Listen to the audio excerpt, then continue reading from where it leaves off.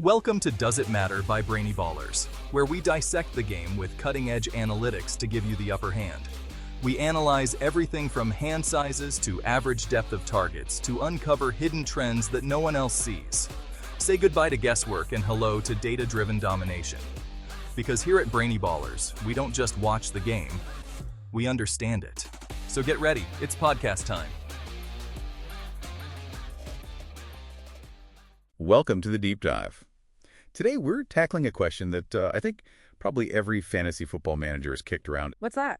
Can NFL Combine shuttle times actually predict fantasy football success for wide receivers? We've really been, digging into the numbers on this. Right, and what we found is, it's kind of a fascinating paradox. So maybe start by telling everyone how we approach this. What was the mission? Sure. So our mission for this deep dive was pretty focused. We looked at wide receivers, specifically those who finished in the top 50 for fantasy points per reception PPR since 2003. Okay, top 50 since '03. Yeah, and we only use their NFL Combine shuttle times, nothing else. And so everyone's clear, when we talk about the bottom 10, we mean the guys finishing like 41st to 50th in PPR. Got it. So you started off just looking at the average shuttle times across different groups, right? Top 10 guys versus, say, those bottom 10. Exactly. We looked at averages first. And what did that tell you? Was it like, boom, clear trend right away? Surprisingly, no. Not at all, actually. Our initial finding was pretty inconclusive. Just looking at the average times across those tiers, there wasn't a clear, immediate signal saying faster shuttle times equals top performance. It was kind of muddy. Huh.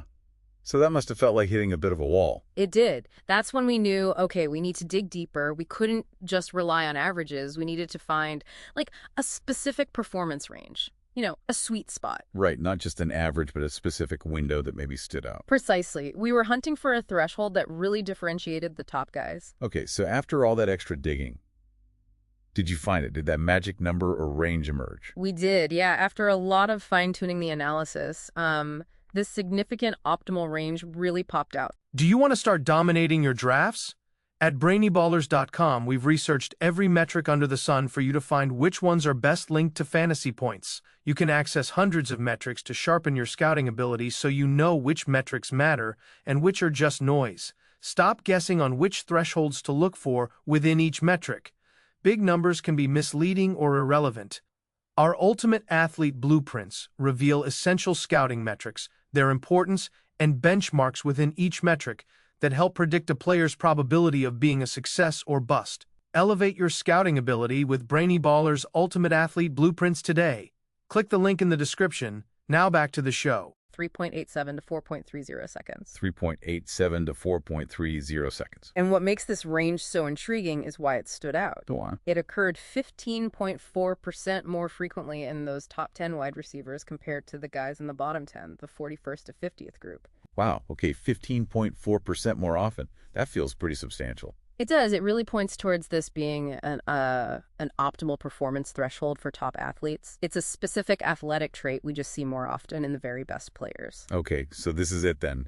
We found the secret sauce, the shuttle time range that predicts stardom. Well, that's what we thought, or hoped, maybe. But this is where the data, threw us a real curveball. Ah, the classic data curveball. What happened? Despite finding this seemingly optimal range, we ran standard statistical regression testing. We calculated the Pearson value. Came back at 0.051. 0.051. Okay, for those of us not living in spreadsheets, what does that number actually mean? Well, it's very low, very close to zero. A Pearson value basically measures the linear relationship between two things, how strongly they move together. Okay. And a value like 0.051 indicates a really weak linear link between shuttle time and fantasy points. For elite athletes, you'd hope for at least 0.1, maybe even negative 0.1 if it's an inverse relationship. Can you give us some context, like compared to something else we might measure? Sure. Take something that's pretty widely accepted to matter, like running back draft capital. That has a Pearson value around negative 0.234. Still not perfect, but much, much stronger correlation than 0.051. Gotcha. So negative 0.234 for RB draft capital versus 0.051 for shuttle times. That really puts it in perspective. The statistical support just isn't there for it being a standalone predictor. Exactly. It's a classic case of how raw data can sometimes, push back against what seems intuitive. Right? Absolutely. So if the stats say it's not a strong predictor on its own, does that optimal range even matter then? was finding it pointless. No, I don't think it's pointless. It matters, but in a more nuanced way. There's actually an interesting trend if you look at it over time, like decade by decade. Okay, what kind of trend? That specific range, it has actually showed up 15.6% more often among the top 10 fantasy finishers just in the last decade, so roughly 2014 onwards, compared to the decade before that, 2004 to 2013. Interesting. So a 15.6% increase in appearance among the top guys more recently. Right. Which suggests it might be an emerging characteristic for top performers, you know? Maybe something that's becoming more common or more important among the elite guys lately, even if the overall statistics don't flag it as a strong standalone predictor across the whole data set. An emerging characteristic. I like that.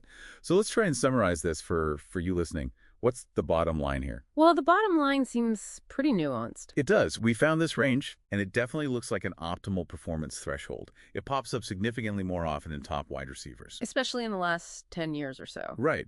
But, and it's a big but, you absolutely have to take it with a grain of salt.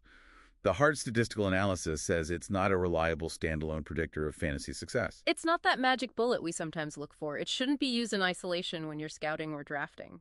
Definitely not. As you know, figuring out who's going to be a great NFL player or a fantasy producer, it's just a much bigger, way more complex puzzle than one combine drill. So many factors involved. This is just one, maybe interesting but small piece. Okay, and that brings us towards the end of this deep dive. We found a fascinating optimal range, but the data also hammered home that it's far from a simple answer. Yeah, and it leaves us, and hopefully you, with a pretty interesting question to think about. Which is? How do we, as informed observers or fantasy managers or scouts, reconcile this? How do you weigh data that clearly points to an optimal performance threshold, something elite guys seem to possess more often, with statistical evidence that tells you it's not a strong standalone predictor? It raises a big question about how we value different kinds of evidence when we're trying to evaluate talent and make predictions, doesn't it?